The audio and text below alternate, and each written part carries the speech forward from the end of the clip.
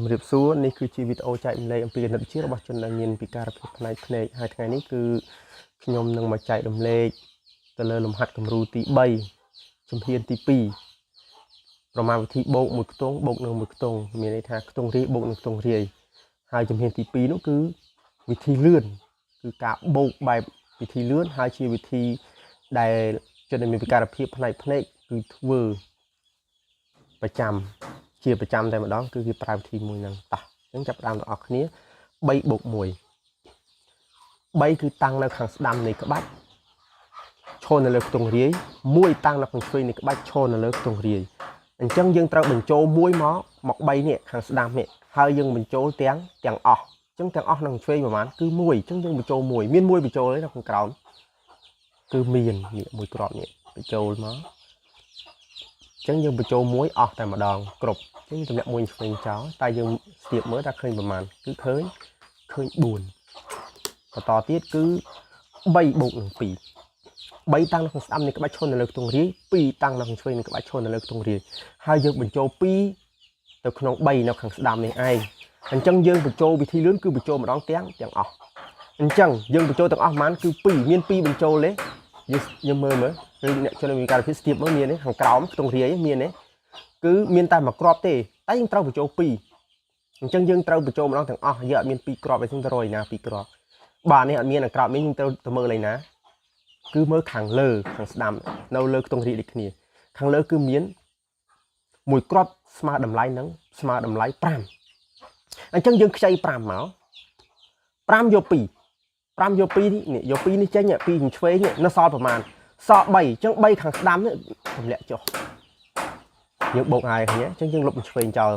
អញ្ចឹងឃើញប្រមាណគឺឃើញ5មួយគ្រាប់ខាងលើនេះគឺស្មើនឹង5តោះបន្តទៀតគឺ3បូកនឹង3 3បូកនឹង3តួទី1តាំងនៅខាងស្ដាំនៃក្បាច់ឈរនៅលើខ្ទង់រាយ3តួទី2តាំងនៅឆ្វេងនៃក្បាច់ឈរនៅលើខ្ទង់រាយហើយយើងត្រូវបញ្ចូល3ទៅក្នុង3នៅខាងស្ដាំនឹងឯងហើយយើងបញ្ចូលវិធីលឿនគឺបញ្ចូលទាំងអស់តោះយើងបញ្ចូល3នឹងចូលតែម្ដងនៅខ្ទង់រាយខាងស្ដាំមាន3បញ្ចូលទេយើងមើលខាងក្រោមមានតែមួយគ្រាប់ទេអញ្ចឹងបើខាងក្រោមមួយគ្រាប់មានតម្លៃស្មើនឹង1អញ្ចឹងយើងត្រូវបញ្ចូល3គ្រាប់ទេអត់គ្រាប់ទេអញ្ចឹងយើងត្រូវមើល5ខាងលើខ្ទង់រាយនេះអញ្ចឹងយើងត្រូវតែខ្ចី5ដោយសារ5ធំជាង3អញ្ចឹងខ្ចី5មក5យក3នេះ5យក3ខាងឆ្វេងចេញនេះ5យក3នៅសល់ប៉ុន្មាននៅសល់2មានថា5ដក3គឺសល់2អញ្ចឹង2ខាងស្ដាំត្រូវតែយកចេញដកចេញអា3ដែលយើងរុញឡើងមុនហ្នឹងយើងត្រូវយក2ចេញភឹបអញ្ចឹងណាអញ្ចឹងយើងលុប3ឆ្វេងចោលដែលយើងតាំងហ្នឹងអញ្ចឹងយើងស្ទាបមកខាងស្ដាំឃើញចម្លើយប៉ុន្មានគឺឃើញ6នេះហ្នឹង6តទៀតគឺ3បូក4 3តួទី1តាំងនៅខាងស្ដាំនៃក្បាច់ឈរនៅលើខ្ទង់រាយចំណែក4តួទី2តាំងនៅឆ្វេងនៃក្បាច់ឈរនៅលើខ្ទង់រាយហើយយើងត្រូវបញ្ចូល4ទៅក្នុង3ខាងស្ដាំអញ្ចឹងយើងមើលខាងក្រោមមានតែតម្លៃមួយគ្រាប់ទេអញ្ចឹងយើងមិនអាចបញ្ចូលបានទេព្រោះយើងបញ្ចូល4ទាំងអស់ម្ដង4យើងអាចបញ្ចូលបានទេអញ្ចឹងយើងត្រូវតែមើលខាងលើ5អញ្ចឹង5ហើយ4នេះណាធំជាងគឺ4នេះតូចជាង5ធំជាងអញ្ចឹងបើ5ធំជាងយើងអាចខ្ចី5បាន5យក4នៅសល់ប៉ុន្មានគឺនៅសល់1មានថា5ដក4គឺសល់1អញ្ចឹង1ខាងស្ដាំនេះត្រូវតែទម្លាក់ចុះហើយខាងឆ្វេងនេះ4លុបចោលអញ្ចឹងយើងស្ទាបមើលឃើញប៉ុន្មានគឺឃើញ7តទៀតគឺ3បូកនឹង5 3បូក5 3តួទី1តាំងនៅខាងស្ដាំនៃក្បាច់ឈរនៅលើខ្ទង់រាយចំណែក5តួទី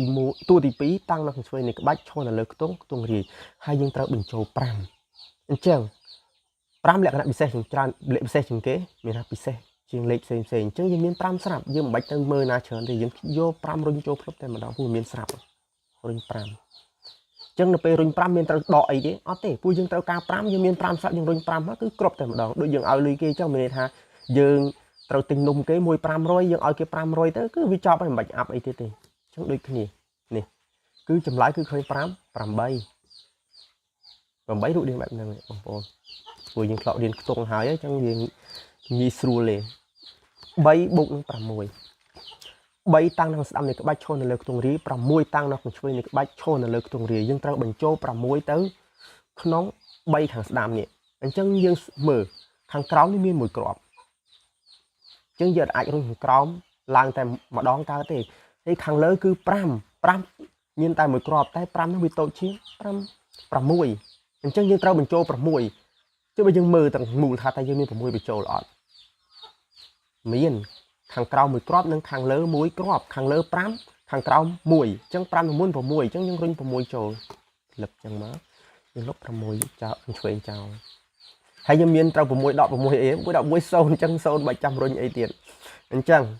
តោះយើងឃើញប្រហែលគឺឃើញ5 9ឥឡូវ6បូកនឹង7ខ្ញុំបញ្ជាក់កន្លែងនេះបន្តិចទៅដល់បងប្អូនទាំងអស់គ្នាមានន័យថានៅលើខ្ទង់ក្បាច់របស់យើងតម្លៃខ្ទង់នីមួយគឺមានតម្លៃស្មើត្រឹមតែ9ទេមានន័យថាខាងក្រោម4គ្រាប់ខាងលើ1គ្រាប់ស្មើនឹង5អញ្ចឹងតម្លៃក្នុងមួយខ្ទង់ស្មើនឹង9ទេអញ្ចឹងរាល់ការបញ្ចូលរាល់ការបញ្ចូលយើងត្រូវតែមើលថាយើងមានខាងចំនួនឆ្វេងប្រមាណបញ្ចូលហើយខាងស្ដាំយើងមានគ្រប់អត់សម្រាប់បញ្ចូលបត់មានទេយើងត្រូវខ្ចីគេអញ្ចឹងណាតោះឥឡូវចាប់ដើមបងប្អូនគ្នា3តាំងនៅខាងស្ដាំនៃក្បាច់ឈរនៅលើខ្ទង់រាយ7តាំងនៅខាងឆ្វេងនៃក្បាច់ឈរនៅលើខ្ទង់រាយហើយយើងត្រូវបញ្ចូល7ទៅក្នុង3នៅខ្ទង់រាយឯងអញ្ចឹងយើងមើលអ្វីដែលនៅសល់នៅលើខ្ទង់នេះខ្ទង់នីមួយមានស្មើ9ទេបងប្អូនមានតម្លៃ9ទេអញ្ចឹងយើងមើលតម្លៃ9យើងរុញឡើងមកតាំង3នេះអញ្ចឹងនៅក្រោមតែមួយគ្រាប់ខាងលើមួយគ្រាប់ស្មើ5អញ្ចឹងមានតែ6ទេដោយសារយើងរុញ3ឡើងដើម្បីមកធ្វើតាំងណាអញ្ចឹង6គ្រប់យើងត្រូវបញ្ចូល7តែយើងមានតែ6តែយើងអាចបញ្ចូលកើតអត់គឺយើងអត់អាចបញ្ចូលកើតទេយើងនៅខ្វះគេអញ្ចឹងយើងត្រូវធ្វើយ៉ាងម៉េចតើអ្វីទៅធំជាង7គឺ8ឥឡូវយើងមាន8បញ្ចូលអត់ក៏អត់ជា9យើងមាន9បញ្ចូលអត់គឺអត់ទៀតនិយាយថាអីយើងមានតែ6ទេលក្ខខណ្ឌលេខនេះយើងមានតែ6ទេដោយសារតែយើងរុញឡើងតាំង3ហើយមានថាតាំង3ដើម្បីធ្វើប្រមាណវិធីហើយអញ្ចឹងអ្វីដែលនៅសល់នៅលើខ្ទង់នោះមានតែ6តម្លៃ6ទេអញ្ចឹងយើងត្រូវតែខ្ចី10ពួក10បានតាំងទេនេះយើងខ្ចី10នេះមក10តួទី2ក្នុងស្ដាំយើងខ្ចី10យក7នៅសល់ប្រមាណគឺនៅសល់3ខាងស្ដាំនេះ3ហ្នឹងអា3យើងតាំងឡើងហ្នឹងគឺយើងរុញចុះរុញទាញចេញមកហើយ7ឆ្វេងយើងលុបចោលអញ្ចឹងចម្លើយគឺឃើញបានគឺឃើញ10នេះ10តោះបន្តទៀតគឺ3បូក8 3តាំងនៅខាងស្ដាំនៃក្បាច់ឈរនៅលើខ្ទង់រាយ8តាំងនៅឆ្វេងនៃក្បាច់ឈរនៅលើខ្ទង់រាយយើងត្រូវបញ្ចូល8ទៅក្នុង3នៅខាងស្ដាំនៃក្បាច់ហ្នឹងឯងអញ្ចឹងលាក់ដូចអំបញ្ញមិញអញ្ចឹងយើងមានតែ6ទេឥឡូវយើងមានតែ6គ្រាប់ទេនៅលើខ្ទង់រាយនេះហើយយើងត្រូវបញ្ចូល8យើងត្រូវខ្ចីប្រមាណខ្ចី8ក៏អត់មានខ្ចី9ក៏អត់មានតែខ្ចី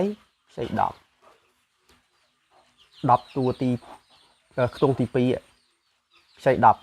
យក8នៅសល់10 18នៅសល់2អញ្ចឹង2ត្រូវតែលុបត្រូវតែយកចេញមិនលុបទេយកចេញនេះយើងយក2ចេញពីខ្ទង់រាយពីព្រោះយើងខ្ចី10ដល់ពេលយើងត្រូវយកចេញយកខ្ទង់រាយបើយើងខ្ចី1000យកចេញយើងយកខ្ទង់10អញ្ចឹងមិនបាញ់មិញយើងខ្ចី10យើងត្រូវយក2ចេញ2នៅខ្ទង់រាយយើងត្រូវតែទម្លាក់ចុះលឹបតែម្ដងអញ្ចឹងគឺចម្លើយគឺឃើញ11ហើយចម្លើយគឺយើងមើលខាងស្ដាំសំខាន់បំផុតតទៀតគឺ3បូកនឹង9 3បូក9តាំងនៅស្ដាំនៃក្បាច់ឈរនៅលើខ្ទង់រាយសំទោស3តាំងនៅស្ដាំនៃក្បាច់ឈរនៅលើខ្ទង់រាយឯចំណែក9តាំងនៅខាងឆ្វេងនៃក្បាច់ឈរនៅលើខ្ទង់រាយយើងត្រូវបញ្ចូល9ទៅក្នុងខ្ទង់រាយអញ្ចឹងខ្ទង់រាយរបស់យើងគឺមានតែ6ទេតម្លៃអត់មាន7អត់មាន8អស់ក៏អត់មាន9ដែរដោយសារអីតម្លៃយើងឡើងតាំង3យើងរុញ3ឡើងដើម្បីធ្វើប្រមាណវិធីហើយអញ្ចឹងយើងនៅសល់ដែលមិនទាន់រុញឡើងមានតែអាក្រោម1ហើយអាលើនឹង5មកគ្រាប់ណាស្មើ5អញ្ចឹងមានតែ6ទេតម្លៃដូច្នេះយើងមិនអាចរុញ9ចូលបានឡើយយើងមានតែខ្ចីគេពីព្រោះយើងអត់មានខ្ទង់រាយនឹងយើងអត់មានទេយើងត្រូវខ្ចីខ្ទង់10អញ្ចឹងខ្ចី10យក9នៅសល់1ត្រូវតែទម្លាក់ចុះមានទាញចេញនៅខ្ទង់រាយយើងទម្លាក់ចុះហើយ9នឹងឆ្វេងត្រូវលុបចោលអញ្ចឹងចម្លើយគឺឃើញប៉ុន្មានគឺឃើញ12អញ្ចឹងសម្រាប់ការចែករំលែកចំពោះវីដេអូមួយនេះគឺខ្ញុំមានប៉ុណ្ណឹងដើម្បីចែករំលែកទៅដល់បងប្អូនទាំងអស់គ្នាគណៈពេលនេះខ្ញុំបាទយ៉ាងលីសូមអរគុណនិងសូមជម្រាបលា